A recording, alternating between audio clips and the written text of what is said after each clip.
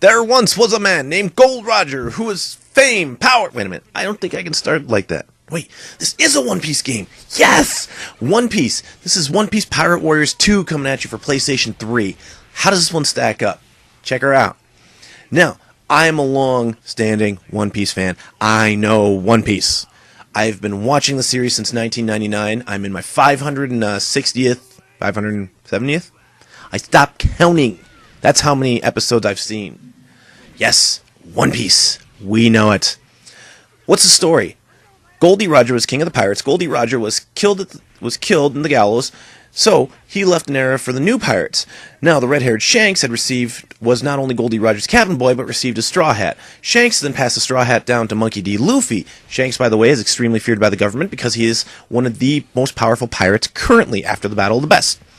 Monkey D. Luffy then eats a devil fruit and becomes a rubber man, giving him special powers. He then sails off on his own to collect a crew of pirates, and this crew now he treated like a family, and that is how he is going after the One Piece in the Grand Line.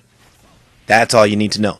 But for the purpose of this game, though, starting the Skypiea Chronicles, which is the defeat of Enel, the Thunder God, and after the defeat of Enel, the Thunder God, we then move over to after the Battle of the Best in Punk Hazard, where there was a doctor performing unethical experiments, and they skipped that unethical experiments, by the way, and moved to something with the dials, which dial back to the Skypiea Chronicles. You follow? If you don't follow, let's just put it this way. The game jumps around a little bit and is definitely not canon for One Piece, but it's a nice side quest. So how does this play? And if you've played Dynasty Warriors, you know, the riding around, beating men down with a stick. Yeah, riding on your horse, beating a stick. That's this game in a nutshell. It's strategic action. And the way it works is you have to move yourself on the map based where there are trouble actions, but you also have goals to develop. When you get to those goals, you either clear them or fail those missions. Not all missions are critical to success of a campaign. Fair enough?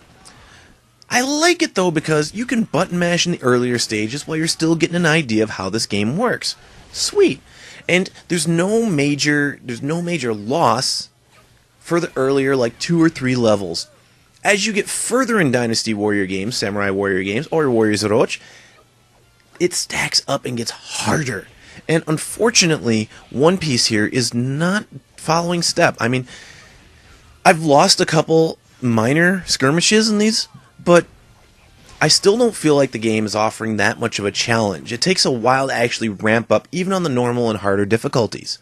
So that's my first complaint. Difficulty's not here. But what I'm loving, though, is that it's still capturing the feel of One Piece. The characters still feel. Monkey D. Luffy's got not only his Gum powers, but his Haki powers. And his Mode 2. Ni? Second gear. That's what it is, he calls it. Second gear. Where he can basically speed himself up and do a whole lot more damage in a lot quicker time. Cool. They even throw in Robin Nico with her flower powers, which basically just means hana fruit.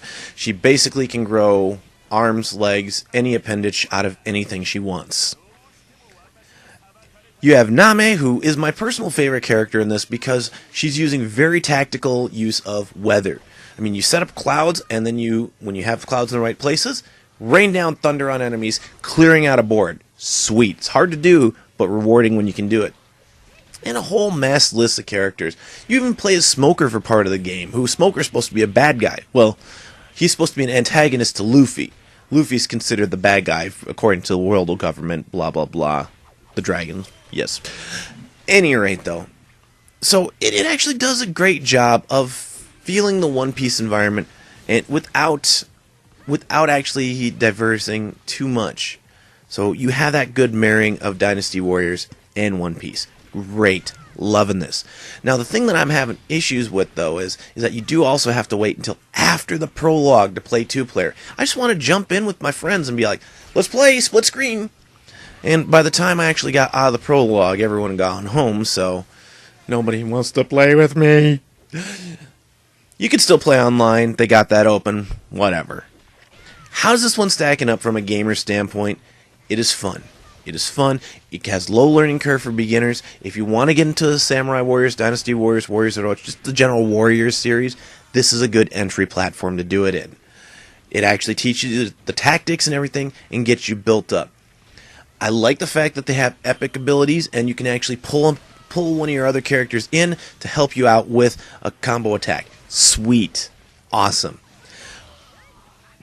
That's all I can really say. I mean, they do these side quest stories which don't really add to the game, but I guess whatever. I could deal without them, but they're there, so let's just roll with it.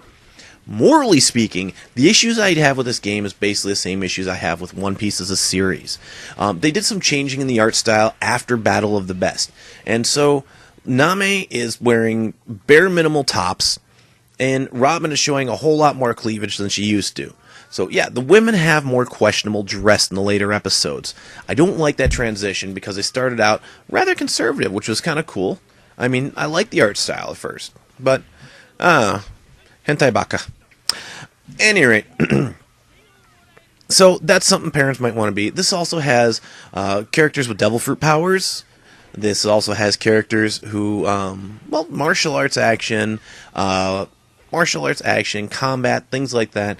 You may not want this. I haven't seen any profanity in the game, but it is all in Japanese as well, too. English subtitles. So if you have issues with any of that, you may not want your kids playing it. But hey, remember, we're The Moral Gamer. Check us out at themoralgamer.com. If you're watching us on YouTube, we've got links below.